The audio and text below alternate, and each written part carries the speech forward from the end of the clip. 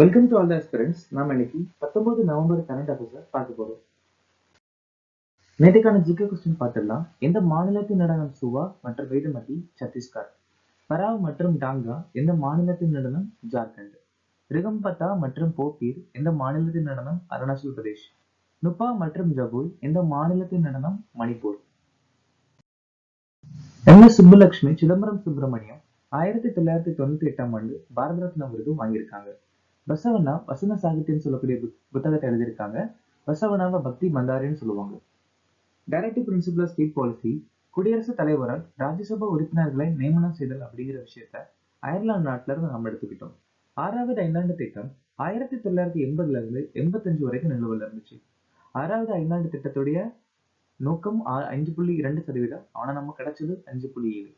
பகுதி 17 நம்ம இந்திய அரசியலமைப்புல அதிகாரப்பூர்வ மொழிகளை சொல்லியிருக்காங்க.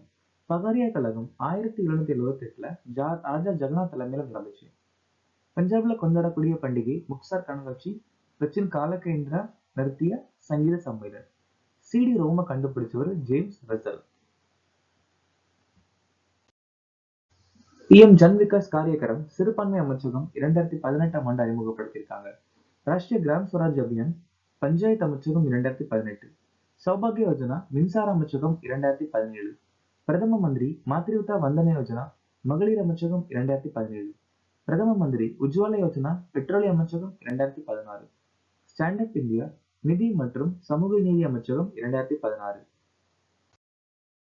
தேசிய நிறுவன சட்ட மேல்முறையீட்டு தீர்ப்பாயத்தின் தலைவராக நியமிக்கப்பட்டவர் யார்? அசோக் பூஷன்.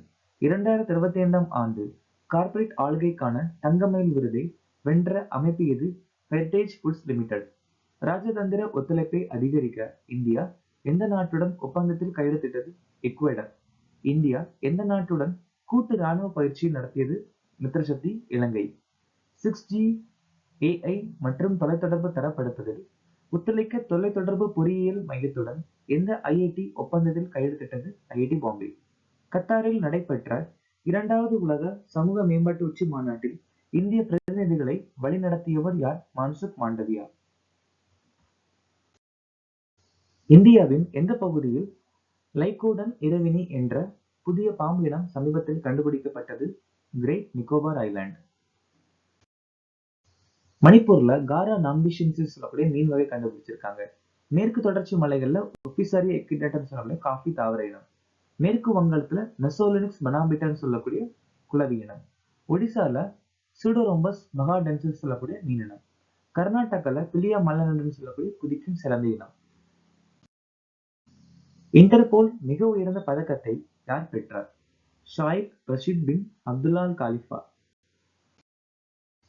கல்யாண் ஸ்ரேஷ்டா ஹெம் பகதூர் மல்லா விருது வாங்கியிருக்காங்க. சோனாலி கோஷ் கென்டனார் மெல்லர் விருது. அபு சுப்யான் கார்குரோ பிரிக்ஸ் சர்வதேச விருது. மெலியானா ட்ரம்ப் ஃபாக்ஸ் நேஷனின் ஆண்டின் சிறந்த தேசபக்தர் விருது.